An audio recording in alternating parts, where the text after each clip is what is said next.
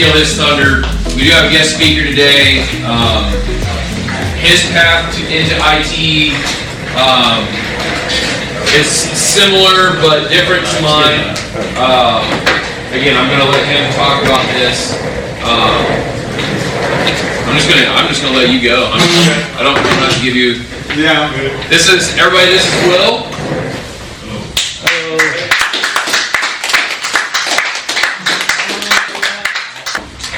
So what I want to do is, for me, it's a pleasure to be here. First of all, I just wanted to come and share my experience, especially with you all. This is probably the third time that I've come to Eastland Career Center to speak to students, and this time that I'm here is sort of near and dear to my heart because I'm talking to you all here in this platform, because my background is actually in software engineering, computer science, IT.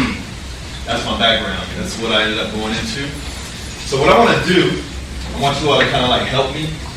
So what I want to do is I want to give you guys some background on who I am so that you all can say, okay, now I know who that dude is up there that we're talking to.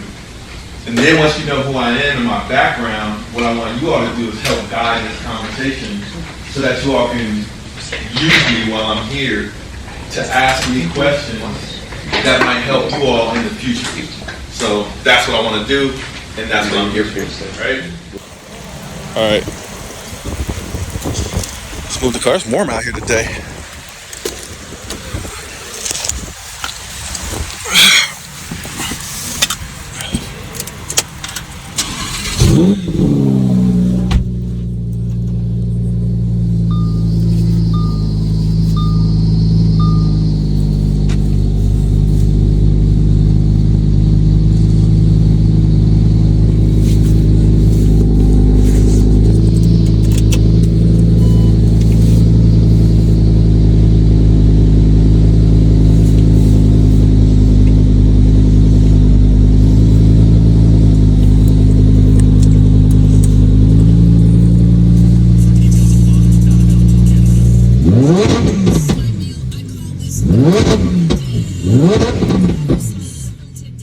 I'm going to try to tell you some interesting things about my background that might pique your interest. And then, like I said, you all feel free to interrupt me as well. So if I say something that sounds interesting, just interrupt me, stop me, whatever.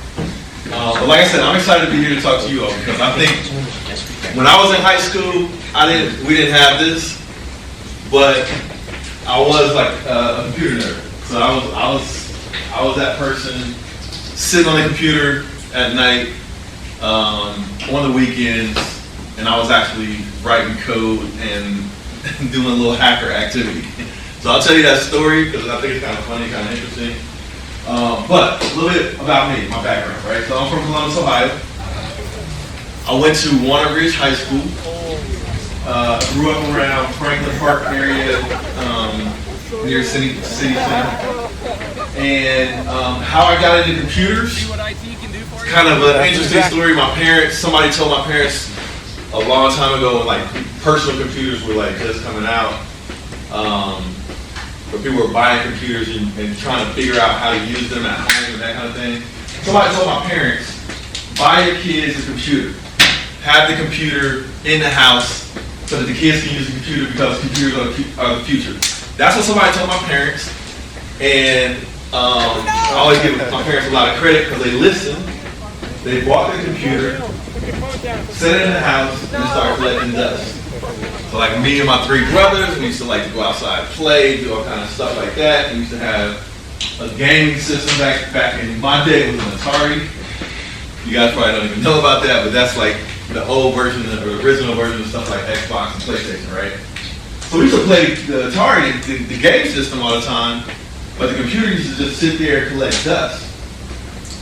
Until one day, the gaming system broke. So we went back to going outside and playing and everything, right? Then one of my buddies, this is when I was in middle school, one of my buddies came over and he saw I had a computer. He was like, you know you can play games on that, right? I'm like, what? So at this point in time, using a computer for any. There was no internet at this point in time. But there's something that was like the beginnings of the internet, which is really interesting and something I thought that really got me fascinated with computers. I'll tell you about that in a second. But my friend told me that you could play games on the computer. So I'm like, oh, that makes the computer kind of interesting. So back then, you had to pull the computer out, connect it to your television, and the computer itself had the keyboard like built into it. And there was actually no hard drive. I mean, so all these computers either have a cloud drive, a network drive, or a hard drive, like connected to your computer, right? So you can save stuff and that kind of thing. Back then, our computer, my parents didn't know any better. While the computer, it didn't even have a hard drive. So what that meant was, when I turned on the computer, connected to the TV, this little screen cursor came up. In order for me to do anything with the computer, I had to open this little book that came with the computer. My friend told me you could play games on it, so I'm like kind of interested. I want to play games on the computer. I'm like, what kind of games? That kind of thing, right? So, I'm going to interview everybody. So what'd you say, what's your favorite language? My favorite language is Java. Java. Yeah. What's your favorite language? Java? What's your favorite language? HTML actually. CSS. It's HTML. CSS. My favorite language is emoji code. What's it called? Emoji code. Okay. Yeah. All right. I'm gonna. Rod, you getting one? How do you go for speed? Yeah. Where's yours? It's hard. It actually has a button that lifts the front end up. Yeah. Wait, what? Lifts what? So there's a button on the inside that, because it's kind of low, Oh yeah. it'll raise it up. I have a friend whose dad is making a spy car. A spy car? He has like oil slick rotating batteries. I think he's froze. No. Wow. Did you see the engine? Yeah. In order to play a game on the computer or do anything with the computer, I had to open this little book, that like the instruction manuals for the computer, and every time I had to use the computer, I had to write software. I had to write a little computer program to tell the computer what to do to play the game. And for me, that was my introduction to writing code or writing software, which at that point in time wasn't a career option. It wasn't a thing. It was just, I want to play the game, so I got to write this code onto the computer. It had to be perfect in order to run it. And then, every time I turned the computer off, it was gone. So every time I wanted to, because I didn't have the hard drive, so every time I wanted to play a game on the computer, I had to open up the computer, connect to the TV, write a computer program, and play the game, right? That's what got me into computers. I said, there's got to be a better way. So I took my parents bought me a little hard drive, then I could start saving the little program, right? Then I could start getting better games. And for me, I grew up kind of poor. My parents didn't have money to run out and buy computer games, like at the store stuff. So what I did, I became a little hacker. So back then there wasn't the internet, but there was something called bulletin board systems. This was like the beginning of where the internet kind of came from. So I learned, my buddy told me, hey, he said, you can download games. I'm like, download games? What are you talking about? He's like, you can get on the bulletin boards, which are other people's computers. The way you connected to them back then was you had to connect your computer to a modem. The modem connected to the phone line. The phone dialed out to another computer. And then you're connected, that was like our version of the internet back in the day. Connected to that computer, which was like a server, and what it was called a bulletin board system, and the computers talk together through the modem, and then you can start downloading games and save them to the hard drive. So what I did to get games, so I didn't know any better, just like copying music on a cassette tape back then. But you could download games and play games on the computer, and it cost $0.16. So that was how I actually got into writing code, because every time I turned on the computer, I had to write some code. Then I started getting games.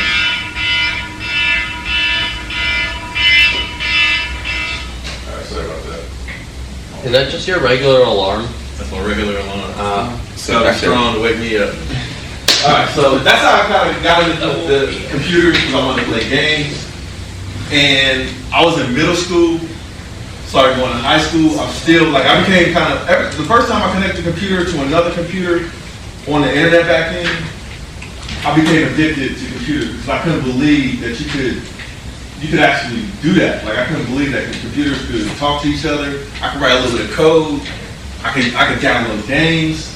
I became addicted to computers. So all of my free time, I would get at the computer and see what I could do. And back then, like now you guys that play games that are gamers, you have this NBA, 2K, and that kind of thing. Back then, the very first NBA computer game came out, or like video game came out, and I wanted it more than anything. So I learned everything I could on the computer in order to be able to download that game, including learning how to hack little codes, and then transfer stuff, upload, download, that kind of thing, right?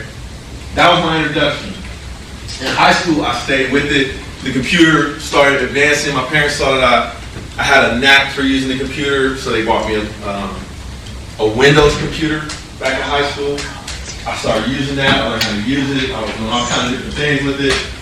And when I went to college, so this is where the career piece came in. So I had two older brothers, right?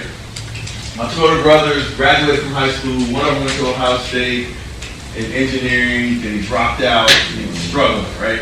I had another brother who graduated, and he just went to go work, and he was struggling.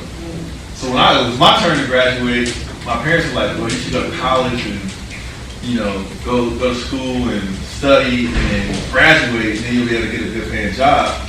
And the way I was looking at it was, I don't want to struggle like my older brothers. They were struggling. And my parents were a little disappointed, and I didn't want to disappoint my parents.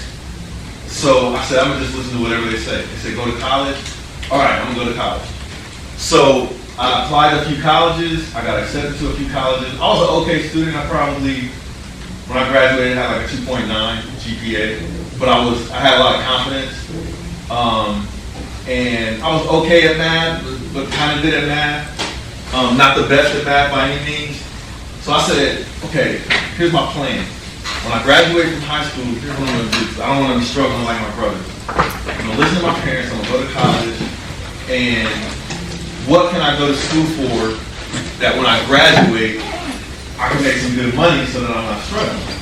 So I thought, okay, I don't want to be a doctor because I couldn't picture like cutting people up and doing all that kind of stuff. So I don't want to be a doctor. What other job can I have where I can get paid a lot of money when I graduate? And I said, maybe I'll be an engineer, right? I'm kind of new with math, that kind of thing. But I got this computer stuff, and I like these computers. So at that point in time, when I was getting ready to go into college, that's when this new field came into play, which was software engineering, programming, computer science. I saw that as an option, and I said, okay, I want to do computer science or engineering. When I got to school, so I ended up choosing my school. I got to school, and they defaulted me into computer science, which is probably the best thing that's ever happened. So I went to school for 4 years. I studied computer science, software engineering. A little bit about that career path or that choice, like when I went to college, a lot of people, there are different tracks you can go into related to computer science or software engineering or IT. There's different tracks. Now they have probably a plethora of majors that you can go into. When I was going in, there were two majors. There was computer science, which is more like software engineering and more of the math-related fields and technologies. And then there was the business side, which was management information systems or business information systems, right? So I chose to go into the scientific path because I wanted to sit at the computer and geek out, right? So I chose computer science. And a lot of people are wondering, like, well, the reason why I don't want to do computer science is because there's a lot of math related to it. And I'm here to tell you what I learned when I went to college, and probably what you guys have experienced thus far in your studies, is that sometimes with a certain subject, if you struggle with it, you're good with it, you're not so good with it, it all depends on the teacher or the professor that you have. So I found the best professor at my university.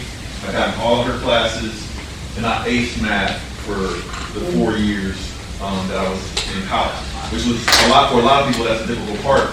They just don't realize you just got to get the right teacher. So I asked around, got students, that kind of thing, right? So here's what happened once I chose that route. I already had like a little bit of familiarity with computers, writing programs, that kind of thing. I knew about modems, which was our internet back then. When I got to college, not sure if you guys are familiar with this, but the internet was like, how it came about was on college campuses. It all came from college campuses. So our college was one of the early colleges on the internet. I already knew about downloading stuff and uploading stuff and that kind of thing. So I was one of the first students at my school to actually log into the computer lab. So we had like a computer lab like this. You have to do your homework assignments, writing code. I would actually log into the lab from my dorm room. And I was like one of the first students to be able to do that. But anyway, in between each year of college, I would do summer internships. So everybody know what an internship is. Internship is basically a job when you're in between on your summer break, instead of working at Kroger's or something like that. And I used to work at Kroger's, by the way, too. But instead of working at Kroger's, I wanted to get some experience in my major, which was computer science. So I would work for a local company. I worked for a telephone company. Each of my years, I worked for AT&T for 2 years. I worked for a company that no longer exists called LCI. And I learned how to write code for a company, right, during those internships. I got paid a lot as well during those summer internships. So that's something for me, like that was my whole point of going to college was, let me find a good career, let me do something that when I graduate, I can get paid and I don't have to struggle, right? So I did that, did the 4 years of college, did my internships in the summer, and then when I graduated, there was a hiring freeze, right? So what that means is when I graduated, a lot of companies were not hiring. But because I did those internships, and I did a good job of those internships, the company where I did my internships was AT&T. They also gave me a scholarship to help me pay for school. And then they hired me after graduation because I had such a good experience on those internships. And when I came out, I became a software engineer. So I don't know what some of you all have different motivations for like choosing your career path. For me, like I said, I didn't want to struggle. I wanted to get paid a lot. When I graduated, I landed a job making $35,000 a year, which at the time was more than both of my parents. My mom was a teacher. My dad was an educator, a school board politician. Gee whiz. I gave away your secret. I shared with Will the meme that you sent me. The Java. No, I told him what. All right, we're gonna check out the Lambo with the second class of seniors here at Eastland Career Center in Columbus, Ohio. Super fun talking to them. We're in a programming class, so these seniors are doing some crazy, amazing things. Writing code for gaming engines. They're creating their own gaming engines, creating their own games, learning different languages. It's pretty awesome. So we're gonna take them outside to check out the Lambo. Let's go see it.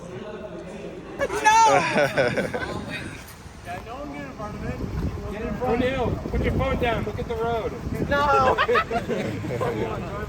Yeah, that's texting.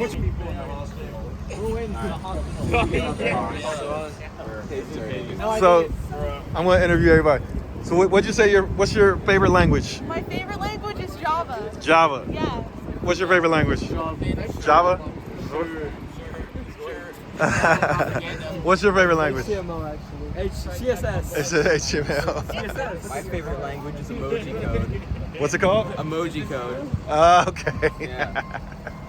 All right. I'm gonna. Rod, you getting one? How do you go for speed? Yeah. Where's yours? It's hard. It actually has a button that lifts the front end up. Yeah. Wait, what? Lifts what? So there's a button on the inside that, because it's kind of low, Oh yeah. it'll raise it up. I have a friend whose dad is making a spy car. A spy car? He has like oil slick rotating battery. I think he's froze. No. Wow. Did you see the engine? Yeah. I don't know if that's Does your car have a trunk? It's in the front. It's Oh yeah. yeah. Car have 4-wheel drive. This one is 2-wheel, but there's some of them that are 4-wheel drive actually. Yeah. I still don't know. Yeah, that's why that engine's there.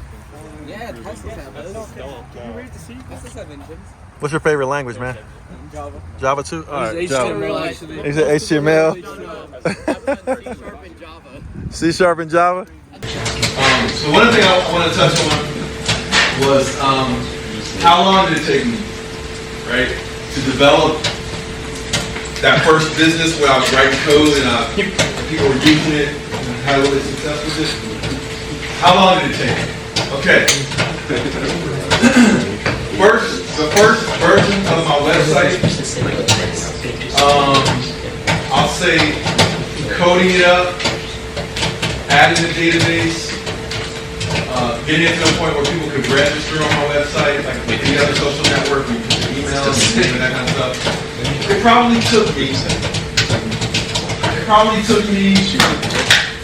3 months to develop the first rendition. I wasn't making any money at the time. I was just creating something where people could come, they could register, they could upload pictures. As a matter of fact, social networking was so new that there wasn't any now if you're gonna write code, let's say you're gonna write code for the web. If you're gonna write code for the web, you can go find existing code and then you can repurpose it for whatever you want to do. You can buy the code, look at it, change it, and deploy it, right? The only code that I could find that was similar to what I wanted to do was for classified ads. So like Facebook Marketplace type code, right? Where you could go in there, you could put a picture up of your product, you could categorize your product, put information about the product, and list it online. So the first version of my website, I leveraged some classified ad code and I turned it into a registry of people, where people could put their picture up, which was something new on the internet at the time. But writing that first code base took me about 3 months. Now, I wasn't making any money at the time. But what I did in the evenings after work, I come home, get on the computer, I was building on it every single day from 2002 to about 2004. So for 2 years, I was building out my version of Facebook, right? This is before Facebook, like I said. So I didn't have any chance. But I had message boards and forums on the website that I built from scratch. I had the registry, photo albums and photo database. All this code I was writing over the course of 2 years. When those companies started coming to me asking to advertise on my site and build out a career center where people could post jobs, they could upload their resume on the website, they could search the jobs, search the resumes, advertise their jobs and businesses and stuff. I took my Christmas break off from my day job and I built out the career center in about 2 weeks, which is what made me the most money in my business. Now, to get to where I am, where I have the Lamborghini, where I had my business, but I had to build it, working with customers and building and hiring people and building a business that worked. When I left my software engineering job, I was making about $80,000 a year, which was really good for me at the time. I had a hard time leaving because I had 2 kids, a wife, and I was married and everything, and the house. And my parents were still looking at me like, you're the only kid that finished college and is doing all right, and you're getting ready to quit your job. So I had that kind of going on. So I was making good money, that's the point. But when I quit, I went from making about $80,000 a year to the following year, of me doing my business independently.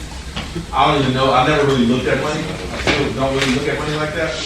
But when I go back and look at it, I probably went from 80,000 to 250,000, maybe, that first year of business. But it took 12 months to build that out.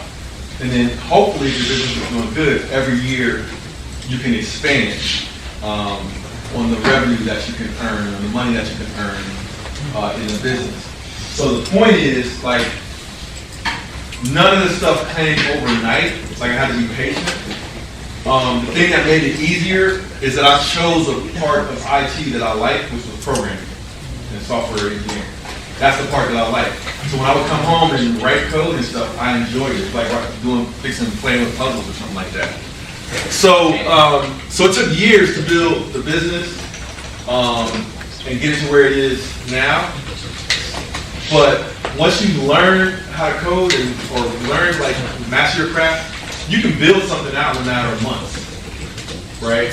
But then when you build a business on top of it, it can take years, you know, to really get it humming to where it's doing very well for you. So I just don't want anybody to get discouraged when things don't happen for you overnight or super fast. Don't be discouraged, because if you stick at it and you stick with it, like, the only way you lose in life in general is when you quit. So as long as you don't quit going after what you want, as long as you don't quit, you didn't lose, right? You may have setbacks, you may not get it as soon as you want it or as fast as you want it, but if you don't quit, you didn't lose. You just learn from whatever setbacks happen, and then you go after what you want. All right. Anybody got anything else for me? Any other questions for Will? You are the juniors? Yep. Okay. Well, I wish you all the best. Like I said, when I was a junior, we didn't even have a programming class, so I want to really say thanks to your teacher for having you all back. What he's showing you in this class literally can change your life. Like, you can learn something in here that if you apply it later on and you learn, like, maybe you go, and it's not always about, like, going to school for 4 years. So, like, I didn't really even want to, like, if you asked me, I didn't want to go to school anymore after high school. I just wanted, but I didn't want to be poor, right? So, like, but you don't even have to go to a 4-year college. You could go to a 2-year college. You could just skip college and do a focused program where you get certified in something that companies want to hire. And you learn, like I said, a high-paying skill. You get certified in it, and you really know it. You go to work and you start making good money, and maybe you take that high-paying skill and you turn it into a business where you're helping companies with what you've learned how to do, and you can make a whole lot of money. And you might not necessarily have to go to college. But one thing that happens, though, when you do go to college, you learn how to learn. You learn how to work with other people and different personality types, and you can prove that you can stick to something and finish it, which is a big thing for me and that I advocate for. But hey, follow your dreams. Take this class seriously because it can really, like, change some lives. And then when you get your Lamborghini, take it for a ride. So that's all I had. Thank you all for giving me the time, and hopefully you all learned something. And if anybody ever wants to reach out to me to ask me questions, my Instagram is @WillMotivation.